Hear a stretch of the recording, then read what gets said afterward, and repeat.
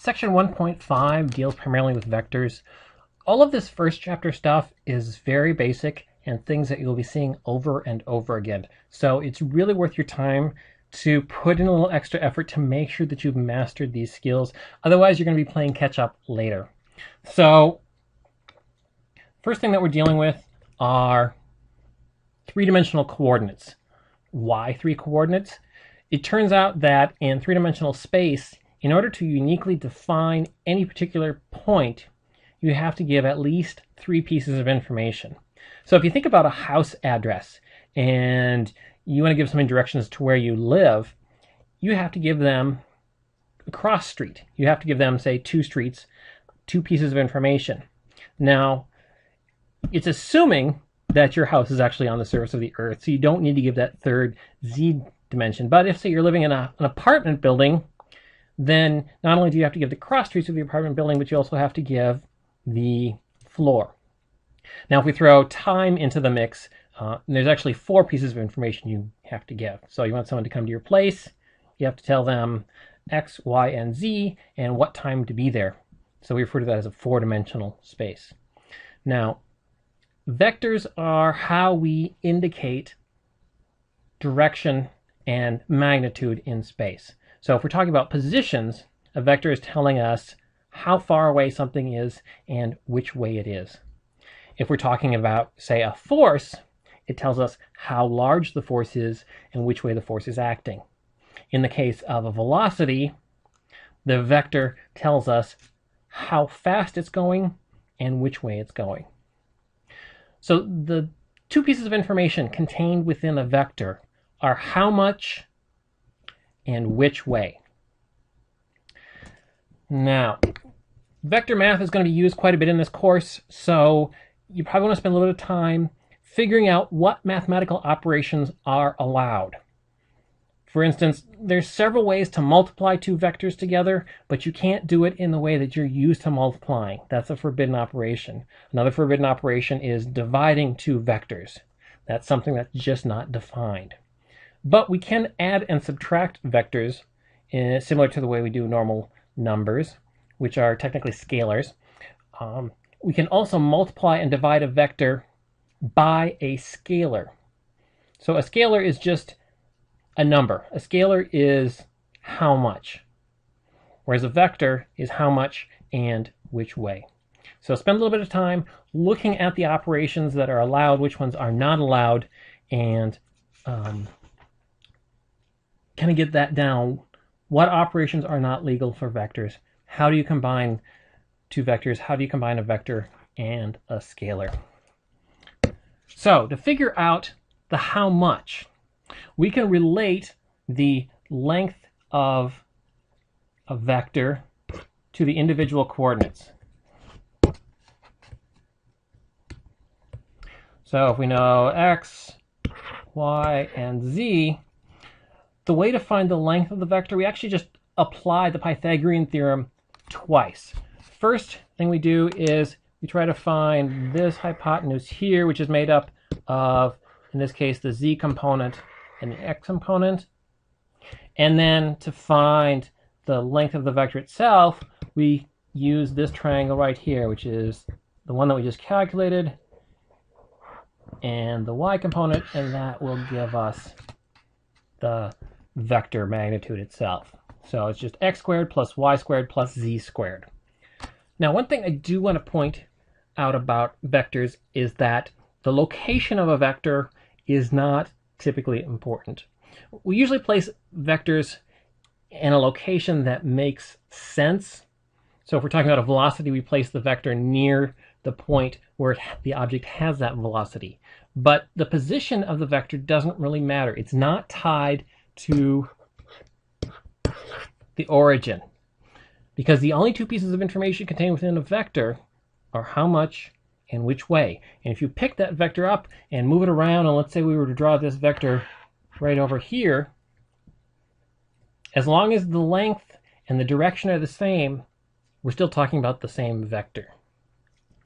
So the magnitude, the how much, that's going to be a scalar quantity. That tells us how much of that particular vector we have. In addition, we also have to consider the which way. And the which way comes from finding the unit vector. And the unit vector is simply a vector in the same direction as the original one, but it has a magnitude of 1. So we typically denote a unit vector with the hat or caret notation. So if we have a vector r, then the magnitude is indicated with the absolute value sign, and the unit vector with an r hat, a little caret symbol. So an easy way to find the unit vector is to take the original vector itself, divide it by the magnitude, and that gives us our unit vector. So unit vectors only contain the information which way. The magnitude only contains the information of how much.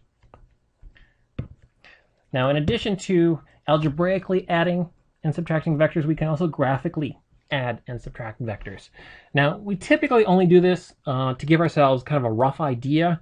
In the real world, you're not going to draw out these vectors with rulers and measure them, but it's a useful skill to have to be able to understand how these vectors combine. So what we do when we add vectors is we place them nose to tail. And it turns out the ordering doesn't matter. But we go ahead, we place one vector down, say vector A, and then at the nose of vector A, we place the tail of vector B, and then the sum of these two is from the tail of the first vector to the nose of the last vector. So make sure you understand how adding vectors together graphically happens. Subtracting vectors, there's some tricks going on here, but the easiest thing to do is if you place the two vectors together tail to tail, and then start at the nose of the vector that's being subtracted. All right, the vector after the minus sign. Start at the nose of that guy, go to the nose of the other one, and that will tell us that subtracted quantity. Now, one thing I want you to really pay close attention to is the idea of relative position vectors. And that's something that we'll be getting to in the end of section 5.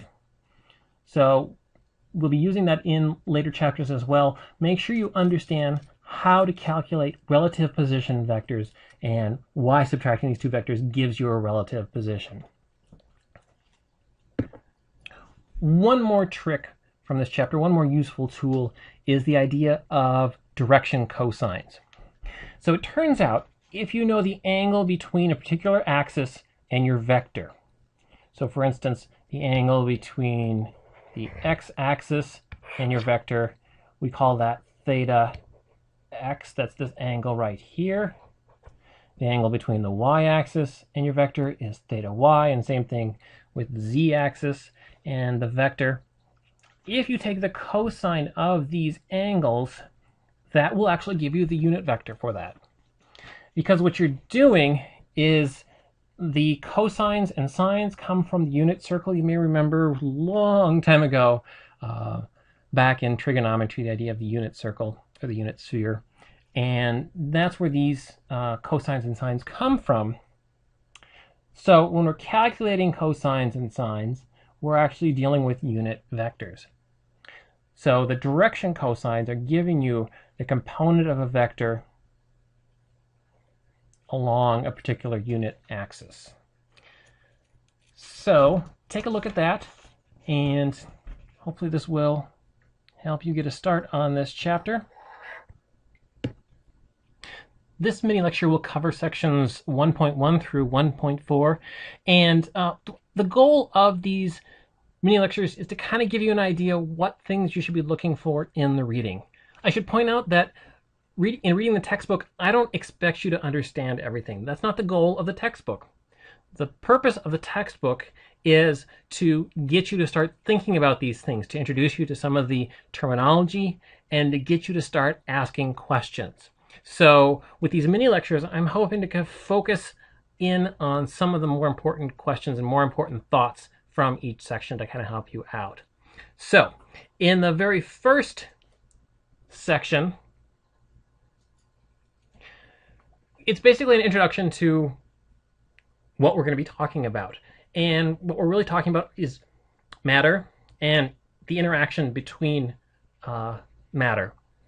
Now, the interesting thing is that there's really only three components of matter that we're worried about: the electron, proton, and neutron. Those three things comprise basically everything that we see. Now, obviously, there are some other particles that interact and do things, but as far as we're concerned in our everyday life, all of the things around you are made out of those three building blocks. So in this first section, just take a look at what are these things, what sort of scale are these things existing on, and what's possible. I mean, this is dealing with everything from the microscopic scale all the way up to the scale of the universe. And it's basically just electrons, protons, and neutrons. Now, the next three sections really focus on the concept of interactions. And what you want to do by the end of these sections is have an idea what an interaction is, how you can tell if one is present, and a really good question to ask yourself is it possible for interactions to be one way? In other words, if you have a ball interacting with some other object, does that automatically imply that that object is interacting back with the ball? Or is this just a one-way street? So really focus on what's going on with these interactions. The section 2 starts off with talking about motion diagrams.